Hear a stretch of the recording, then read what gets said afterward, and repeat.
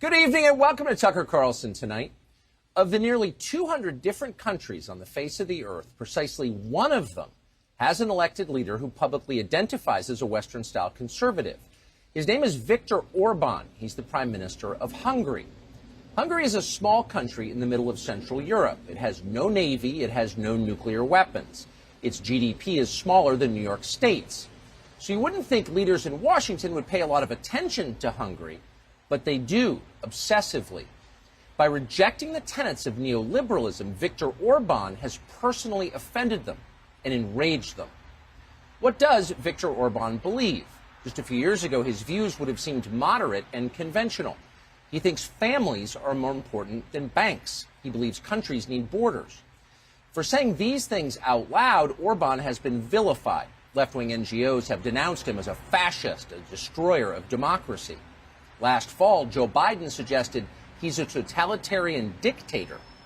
Official Washington despises Viktor Orban so thoroughly that many, including neocons in and around the State Department, are backing the open anti-Semites who are running against him in next April's elections in Hungary.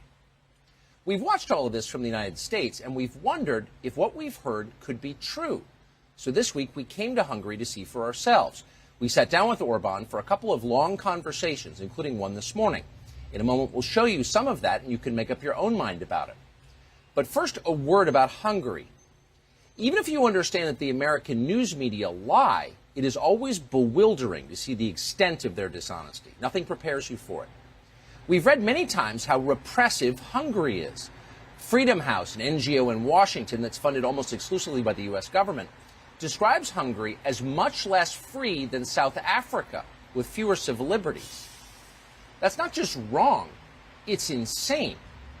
In fact, if you live in the United States, it is bitter to see the contrast between, say, Budapest and New York City. Let's say you lived in a big American city and you decided to loudly and publicly attack Joe Biden's policies, his policies on immigration or COVID or transgender athletes. If you kept talking like that, you would likely be silenced by Joe Biden's allies in Silicon Valley. If you kept it up, you might very well have to hire armed bodyguards. That's common in the U.S. Ask around. But it's unknown in Hungary. Opposition figures here don't worry that they will be hurt for their opinions. Neither, by the way, does the Prime Minister. Orban regularly drives himself with no security. So who's freer? In what country are you more likely to lose your job for disagreeing with the ruling class's orthodoxy? The answer is pretty obvious, though if you're an American, it is painful to admit it, as we have discovered. With that, here's Viktor Orban. His accent's pretty thick, but his English is precise. He's worth hearing. Mr. Prime Minister, thank you very much. So in 2015, hundreds of thousands of migrants appear on your southern border. They appear all over Europe. They stream into Germany. The rest of the EU says, welcome, please come. We can handle it. We're strong enough. Hungary stands alone in saying no. Why? Why did you take a different position on migration from other European countries? That was the only reasonable behavior. If somebody, without getting any permission on behalf of the Hungarian state, cross your border, you have to defend your country and to say, guys, stop. And if you would like to cross or you would like to come, there's a legal procedure. We have to do it. But you can't cross, without any kind of limitation and permission and any contribution and control of the Hungarian state. It's dangerous. You have to defend your people against any danger. And you think you have a right to do that? Of course. It's coming from the God, the nature, so all arguments with us. Because this is our country, this is our population, this is our history, this is our language, so we have to do that. Of course, if you are in trouble and there is nobody closer to you than the Hungarians, you have to be helpful. But you can't say simply that, okay, it's a nice country, I would like to come here and to live here because it's a nicer life. This is not a human right to come here. No way, because it's our land. It's a nation, it's a community, families, history, tradition, language. Saying what you just said, which I think will seem obvious to a lot of our viewers, was very offensive to a lot of countries in Western Europe, to their leaders. Yeah, because many European countries decided to open a new chapter of their own history of the nation. They call it New Society, which is a post-Christian, post-national societies. They believe firmly that if different communities even huge number of, let's say, Muslim communities, and the original inhabitant, let's say, Christian communities are mixed up, the outcome of this will be good. There is no answer whether it will be good or bad, but I think it's very risky. And the chance that it will be not good, but it will be very bad is obvious. And each nation has the right to take this risk or to reject this risk. We Hungarians decided not to take that risk, to mix up our society. That's the reason why they attack Hungary so harshly, and that's the reason why my personal reputation is very bad. You know, I'm treated like the black sheep of the European Union personally, and sometimes Hungary as well, unfortunately. So it has been 6 years since Germany, since Angela Merkel made the decision to let many hundreds of thousands of migrants into her country. Millions, basically. Millions, non-German speakers, mostly Muslim. What have the effects been in Germany? You know, diplomacy is requires some well behavior, but it was their decision. They took the risk, and now they got what they have deserved. That's their life. I would not like to make any categories to describe what was the outcome of their decision. I only insist on that the Hungarians has the right to make our own choice. You first became famous in the late 80s as a student, as one of the leaders against Soviet occupation of Hungary, and you were a hero to many in the United States, and at the time, during the Cold War, we paid close attention to Hungary. I think the U.S. government was on your side, you were on the side of the U.S. government. So 30 years later, Joe Biden, while running for president last year on ABC News, described you, suggested that you were, and I'm quoting, a totalitarian thug. You see what's happening in everything from Belarus to Poland to Hungary, and the rise of totalitarian regimes in the world, and as well as this president embraces all the thugs in the world. Is that bewildering for you to see the change, and how do you respond to that characterization? So first of all, the reaction of that kind of opinion here in Hungary is always not very polite, but we think, who is that guy to say that? Then we say, okay, he is the president of the United States, so we should take it seriously. But anyway, somebody who does not speak our language, has a very limited knowledge on Hungary, even in the recent several decades of our life, don't understanding us obviously. Having an opinion like that, you know, it's by itself, it's a personal insult for all the Hungarians. But because he is the president of the United States, we have to be very modest. We have to be very respectful, and we have to make a lot of things to clarify that what he is doing is rather a fake. We try to do that in a polite way because we respect the Americans. We respect the American democracy, American culture. So we would not like to destroy our relationship because the bilateral relationship with the Americans is basically very good. We are cooperating well on the field of defense as NATO allies. Economic cooperation is excellent. You are a big investor here. Trade is going very well. Your businessman is finding a lot of possibilities here. So everything is fine, except the politics when the liberals are in government in Washington. That's the problem. So we have to manage that because the American-Hungarian good relationship is a value, even if the Americans don't perceive today it as it was previously. So we have to save what we can save out of it. But it's a little strange. I don't think Joe Biden has ever referred to Xi Jinping, for example, who has murdered many of his political opponents famously, as a totalitarian thug. Why would he single you out? And not just you, by the way, the Polish government as well. The problem is the success. So it's a real challenge for the liberal thinkers that what is going on in Central Europe, Poland and in Hungary as well. In Hungary, more outspoken probably.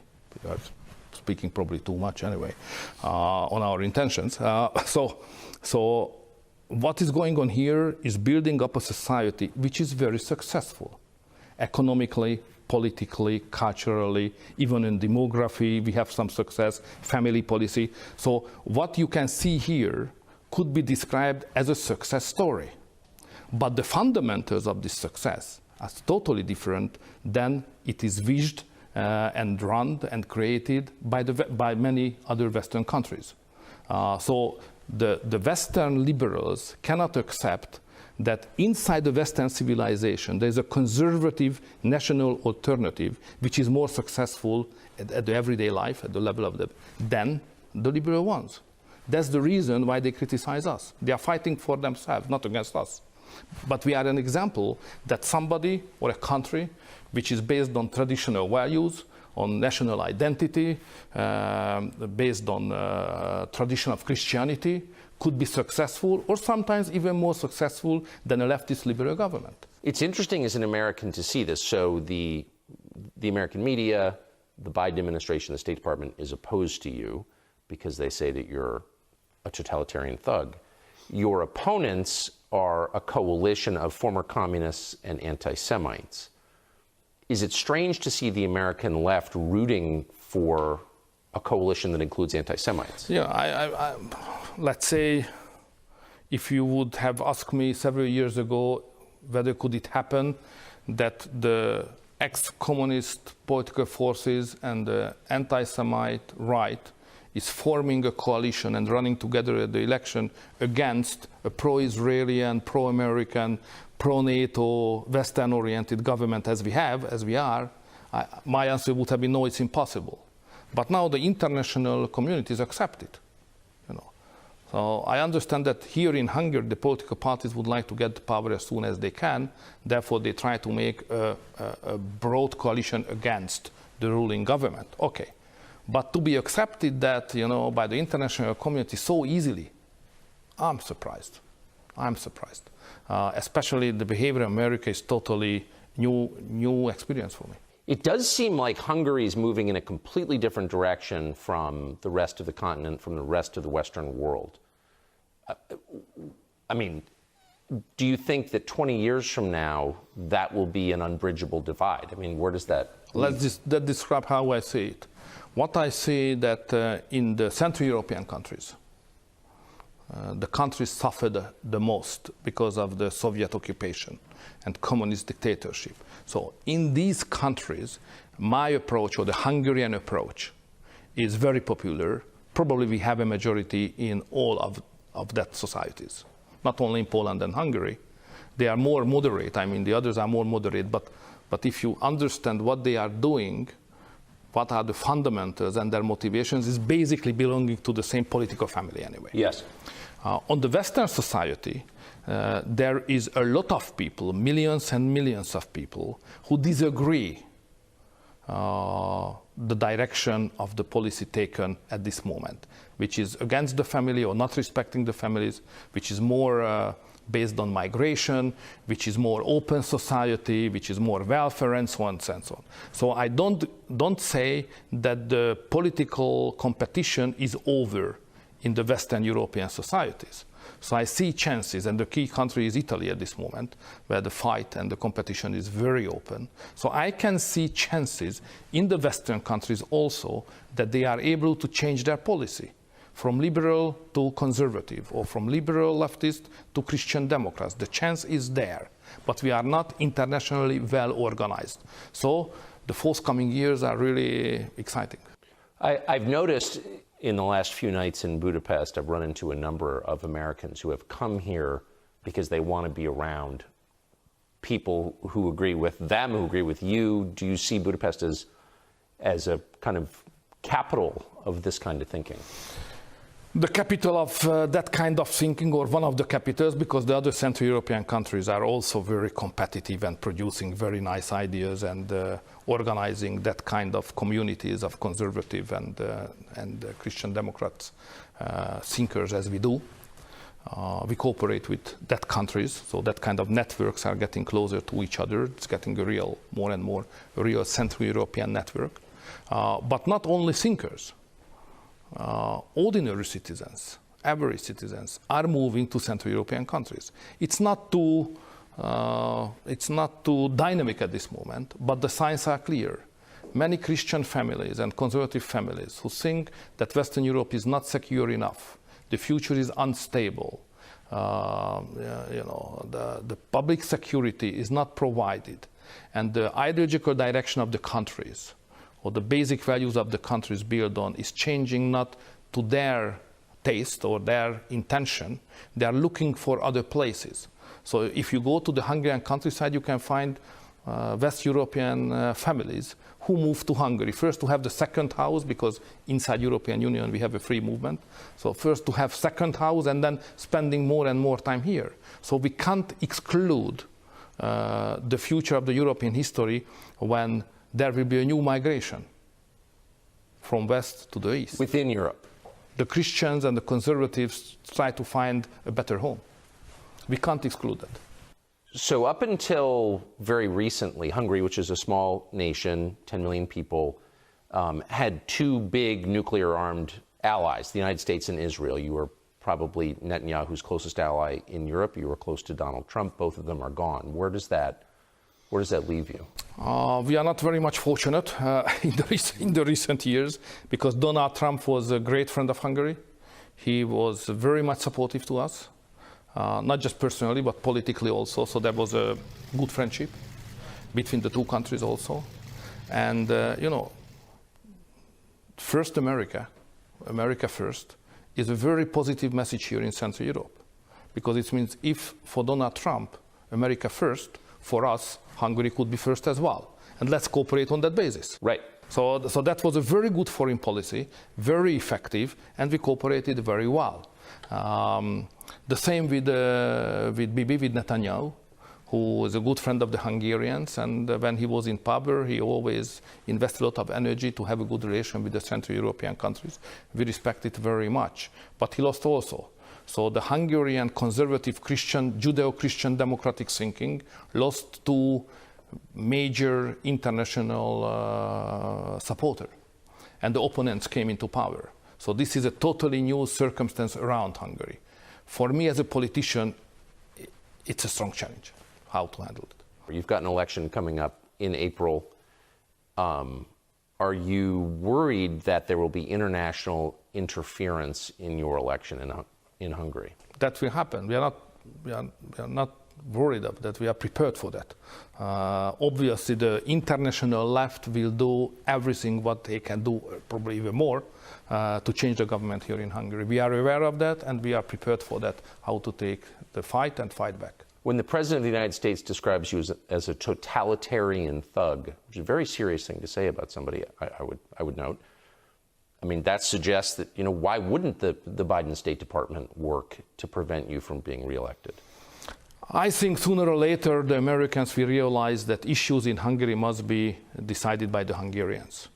And it's better even for the leftist liberal government in the United States to have a good partner, which is a conservative Christian democratic, supported long-term by the people, Hungarian people. It's better to have that than a government which is supported by America and take the position but losing after several months and creating destabilization and uncertainty. So not loved but stable partner is better than the uncertain new one. That I hope the Americans will understand that.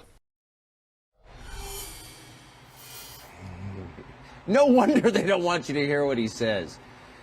You don't have to watch your country collapse. You don't have to have leaders who hate the population or divide their own people against each other, who make the country worse, who open the borders, who increase crime, who encourage people to live on the sidewalk and do drugs. If there's any lesson of talking to Viktor Orban, maybe it's that. The conversation went on for quite some time. One thing we learned, man, are the efforts to unseat him intense and stealthy. We'll have a lot more on that on Tucker Carlson Originals. We're making that documentary now.